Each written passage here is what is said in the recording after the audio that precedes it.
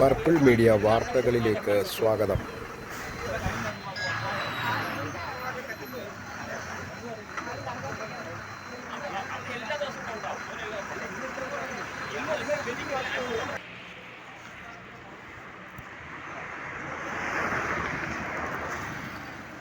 നമസ്കാരം. ഇത് കൊല്ലം ആശ്രാമം മൈതാനത്തിൻ്റെ ഭാഗമാണ്. ഇവിടെ നമ്മളിപ്പോൾ ഈ കാണുന്ന ബിൽഡിങ്ങിൽ അല്പം മുമ്പ് വളരെ നല്ല രീതിയിൽ പുക ഉയർന്നു. അങ്ങനെ ഫയർഫോഴ്സിൻ്റെ 2 യൂണിറ്റ് കൊണ്ട് ആ പുക അണച്ചു അവർ പോയി. എന്നാൽ ഇത് ഈ കഴിഞ്ഞ ദിവസവും ഈ ബിൽഡിങ്ങിൽ നിന്നും പുക ഉയർന്നതായിട്ട് പ്രദേശവാസികൾ പറയുന്നു.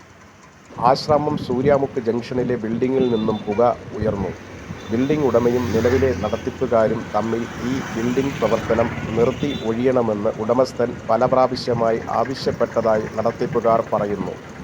ഈ പുക ഉയർന്നത് സാഹചര്യത്തിൽ വളരെയേറെ അവ്യക്തത ഉള്ളതായി നിലവിലെ ബോഡി ബിൽഡിംഗ് നടത്തിപ്പുകാർ നമ്മോട് പറഞ്ഞു.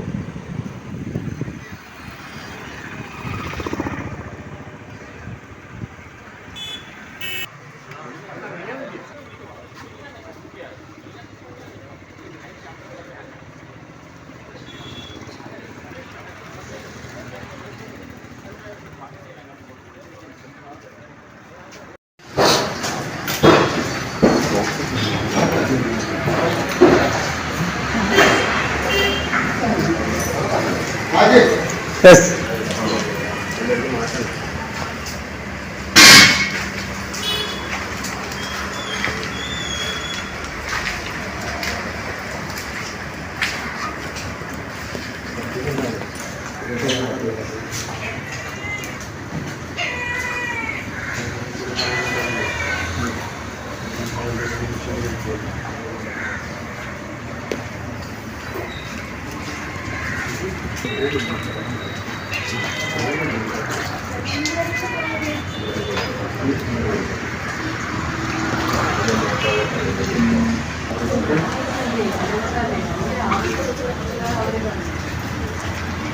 കൊച്ചിനെ ഇവിടെ വിളിച്ചപ്പോൾ ഇവിടെ കുഴപ്പമൊന്നുമില്ലെന്ന് പറഞ്ഞത്.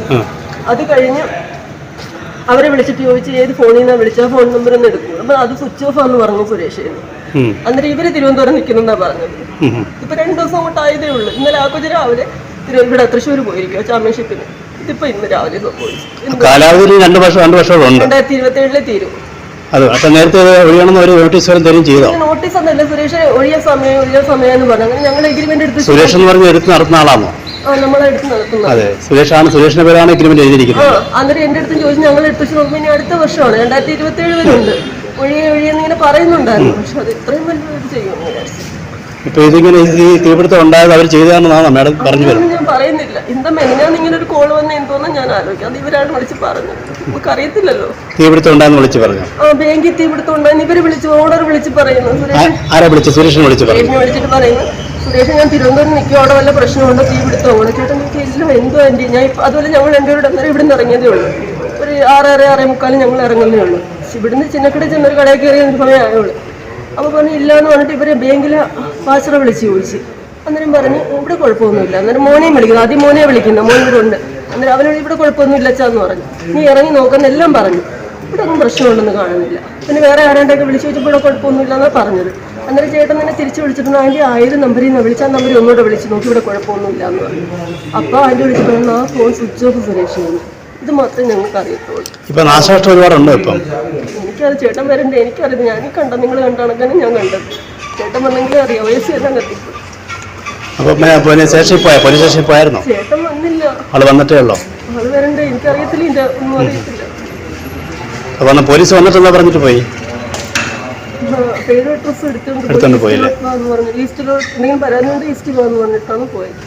സ്റ്റേഷനുമായിട്ട് ബന്ധപ്പെടാൻ പറഞ്ഞിട്ട് പോയി. എനിക്കിനെ കുറിച്ചൊന്നും ഓക്കെ.